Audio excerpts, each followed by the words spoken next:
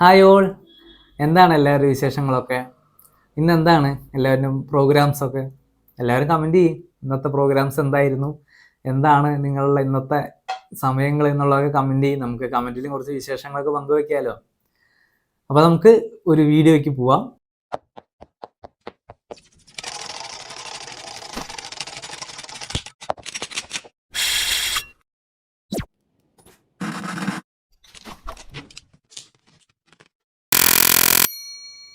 നമ്മളിന്ന് പറയാൻ പോകുന്ന വീഡിയോ പറഞ്ഞാൽ വൈഫൈ റൗട്ടർ എങ്ങനെ അത് നമ്മൾ സെലക്ട് ചെയ്യണത് എങ്ങനെയാണ്. അതേപോലെ തന്നെ എല്ലാവർക്കും വൈഫൈ ഉണ്ടാവില്ലല്ലോ, അപ്പോൾ വൈഫൈ വെക്കുന്നതാണ് ഏറ്റവും ബെറ്റർ.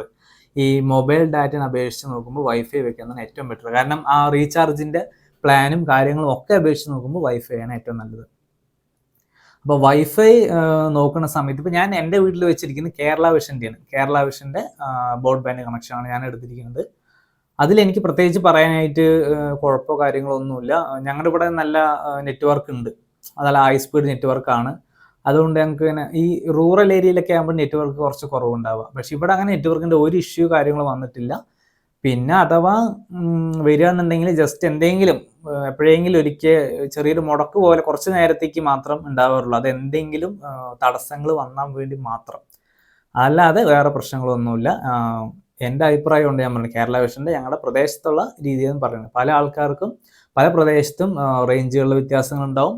അതേപോലെ തന്നെ കസ്റ്റമർ കെയറിൻ്റെ ഒരു ബിഹേവിയർ ശരിയായിട്ടുണ്ടാവില്ല. പക്ഷേ ഇവിടെ കുഴപ്പമില്ല കേട്ടോ, ഇവിടെ സർവീസ് എല്ലാം അടിപൊളിയാണ്. എന്ത് കാര്യങ്ങൾ ചോദിച്ചാലും അവർ കൃത്യമായിട്ട് നമുക്ക് പറഞ്ഞു തരും.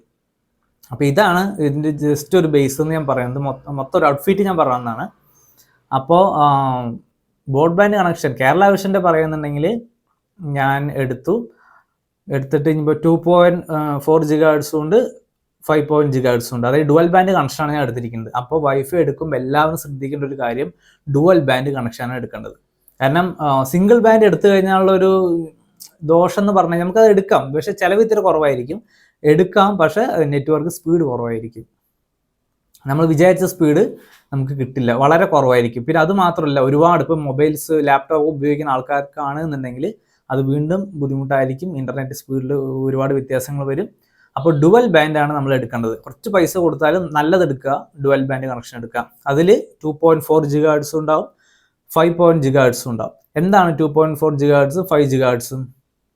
2.4 GHz എന്ന് പറഞ്ഞു കഴിഞ്ഞാൽ നമ്മളിപ്പോൾ ഒരു വൈഫൈ, ഞാൻ ഇതിപ്പോൾ ഈ ഇവിടെ ഒരു ചുമലിൽ ഒരു വൈഫൈ സെറ്റ് ചെയ്യണം. ആ വൈഫൈ കണക്ഷൻ സെറ്റ് ചെയ്തതിന് ശേഷം അതെൻ്റെ മൊബൈലിലേക്ക് ഞാൻ കണക്ട് ചെയ്യണം.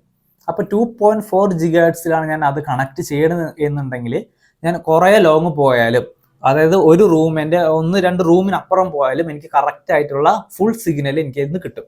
അപ്പം ഞാൻ സ്ക്രീനിൽ കൊടുക്കുക 2.4 GHzൻ്റെ വേരിയേഷൻ ഗ്രാഫ് ഞാൻ ഇവിടെ സ്ക്രീനിൽ ഞാൻ കൊടുക്കുക. അത് നിങ്ങൾ നോക്കുക. അത് കറക്റ്റായിട്ട് നല്ല കുറച്ച് ലോങ് ആണെങ്കിൽ കൂടി നമുക്ക് കറക്റ്റ് ഫുൾ സിഗ്നൽസ് കിട്ടും, സ്പീഡ്. അതേപോലെ തന്നെ 5 GHz എന്ന് പറഞ്ഞു കഴിഞ്ഞാൽ നമുക്ക് തൊട്ടടുത്തിരിക്കണം, എന്നാൽ മാത്രമേ നമുക്ക് 5 GHz കിട്ടുള്ളൂ. അതാണ് ഹൈ ഇൻ്റർനെറ്റ് സ്പീഡ്. അപ്പോൾ നമുക്ക് യൂട്യൂബ് തുടങ്ങുന്ന ആൾക്കാർക്ക് അല്ലെങ്കിൽ തുടങ്ങിയ ആൾക്കാർക്ക് മസ്റ്റായിട്ടും വൈഫൈ വേണം. വൈഫൈ ഇല്ലെങ്കിൽ നമുക്ക് യൂട്യൂബിൽ വീഡിയോ അപ്ലോഡ് ചെയ്യാൻ പറ്റില്ല. കാരണം ഷോർട്സ് ഒക്കെ അപ്ലോഡ് ചെയ്യാം, പക്ഷേ മൊബൈലിലാണ്. പക്ഷെ എന്നാലും ക്വാളിറ്റി കുറച്ച് കുറയും നമ്മൾ അപ്ലോഡ് ചെയ്യുന്ന സമയത്ത്. പിന്നെ ലോങ് വീഡിയോ ഒക്കെ ചെയ്യുന്ന സമയത്ത് നമ്മൾ ഇപ്പം ഞാൻ പറയുന്ന വീഡിയോ ചിലപ്പോൾ 8 മിനിറ്റ് 10 മിനിറ്റ് ഉണ്ട് എന്നുണ്ടെങ്കിൽ അത് മാക്സിമം ഒരു 7 GB ഫയലൊക്കെ ആയിരിക്കും വരിക. അത് അപ്ലോഡ് ചെയ്യുമ്പോൾ നമ്മുടെ മൊബൈൽ ഡാറ്റ ഒരിക്കലും പറ്റില്ല, ഞാൻ അനുഭവിച്ചതാണ്. അപ്പോൾ ഞാൻ വൈഫൈ എടുത്തപ്പോഴാണ് ഈ കറക്റ്റ് ഹൈ ക്വാളിറ്റിയിൽ എനിക്ക് അപ്ലോഡ് ചെയ്യാനായിട്ട് പറ്റിയിട്ടുണ്ടായിരുന്നത്.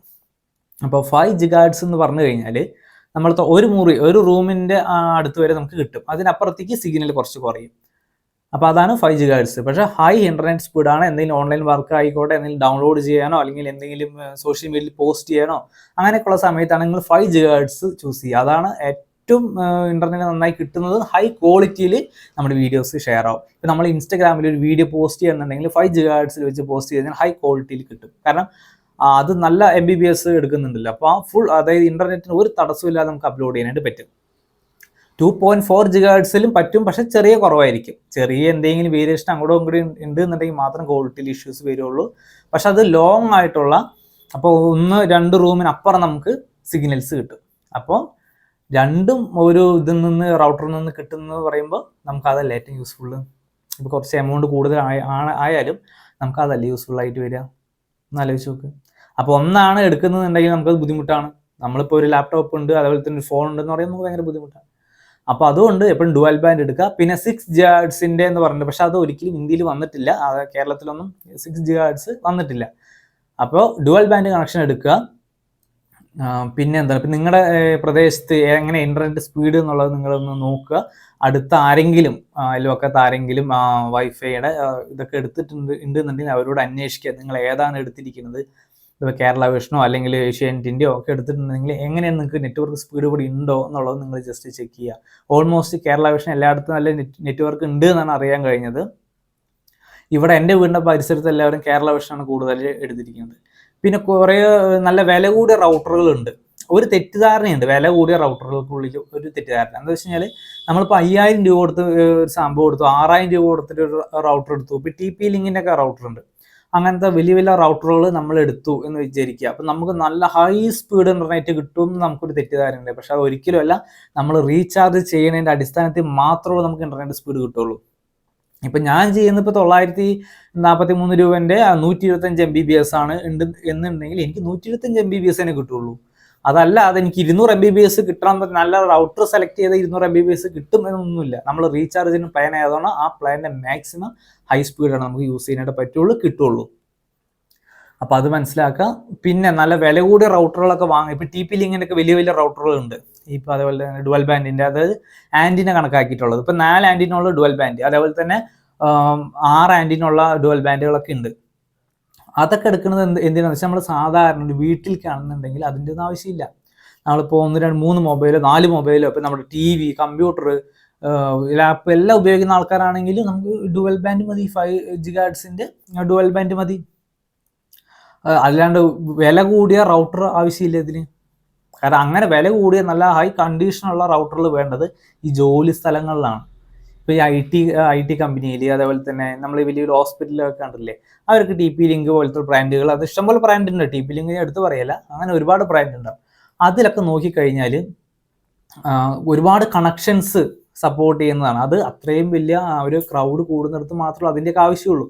അപ്പം അതല്ലാതെ നമ്മൾ ഇത്രയും വില കൊടുത്ത് വാങ്ങിച്ചിട്ട് വെച്ചിട്ട് നമുക്ക് പ്രത്യേകിച്ച് ഗുണമൊന്നുമില്ല.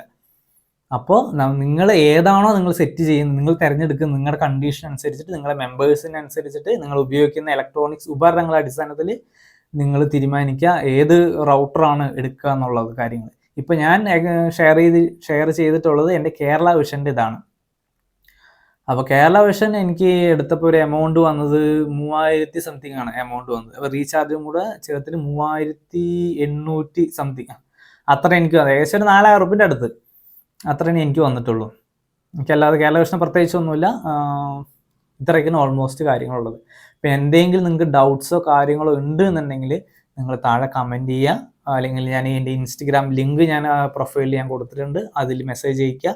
അപ്പോൾ എന്തുണ്ടെങ്കിലും നിങ്ങൾ ഇൻസ്റ്റഗ്രാമിൽ മെസ്സേജ് അയയ്ക്കുക. ചെറിയ ഷോർട്ടായിട്ടുള്ള ആൻസർ ആണെന്നുണ്ടെങ്കിൽ മാത്രമേ ഞാൻ യൂട്യൂബിൽ കമൻറ്റ് ചെയ്യുക, അതല്ലെങ്കിൽ യൂട്യൂബിൽ തന്നെ ഞാൻ കമൻറ്റിൽ പറയും നിങ്ങൾ ഇൻസ്റ്റയിൽ എനിക്ക് മെസ്സേജ് ചെയ്യാൻ. അപ്പോൾ ഇൻസ്റ്റയിൽ മെസ്സേജ് അയച്ചു കഴിഞ്ഞാൽ നമുക്ക് വോയിസ് ഓപ്ഷനൊക്കെ അവൈലബിൾ ആണ്. അപ്പോൾ ഡീറ്റെയിൽ ആയിട്ട് നിങ്ങൾ കുറച്ചും കൂടെ കാര്യങ്ങൾ പറഞ്ഞു തരാനായിട്ട് എനിക്ക് പറ്റും. അപ്പോൾ ഇതാണ് നമ്മുടെ ഈ ഡുവൽ ബാൻഡ് കണക്ഷൻ്റെ കാര്യങ്ങളും, ഇപ്പോൾ വൈഫൈ റൗട്ടർ ഏത് തിരഞ്ഞെടുക്കണം എന്നുള്ള കാര്യങ്ങളും ഇപ്പോൾ മനസ്സിലായി. ഇപ്പോൾ നമ്മുടെ ഫാമിലി അടിസ്ഥാനത്തിൽ, മെമ്പേഴ്സിൻ്റെ അടിസ്ഥാനത്തിൽ, യൂസ് ചെയ്യുന്ന ഇലക്ട്രോണിക്സിൻ്റെ അടിസ്ഥാനത്തിലുമാണ് നമ്മൾ നല്ല വലിയ ബ്രാൻഡുകളുടെ വൈഫൈ കണക്ഷൻ ചൂസ് ചെയ്യണോ വേണ്ടേ എന്നുള്ള കാര്യങ്ങൾ തീരുമാനിക്കേണ്ടത്. പിന്നെ ഒരിക്കലും 2.4 GHz ചൂസ് ചെയ്യാൻ സജസ്റ്റ് ചെയ്യുന്നില്ല. 5 GHz അതായത് ഡുവൽ ബാൻഡ് കണക്ഷൻ മാത്രം നിങ്ങൾ എടുക്കാനായിട്ട് ശ്രമിക്കുക. അപ്പോൾ ഇത്രയേ ഉള്ളൂ വീഡിയോയിൽ പറയാനായിട്ട് കാര്യങ്ങൾ. അപ്പോൾ വീഡിയോ യൂസ്ഫുൾ ആണെന്നുണ്ടെങ്കിൽ കമൻറ്റ് ചെയ്യുക, ലൈക്ക് ചെയ്യുക, ഷെയർ ചെയ്യുക, സബ്സ്ക്രൈബ് ചെയ്യുക.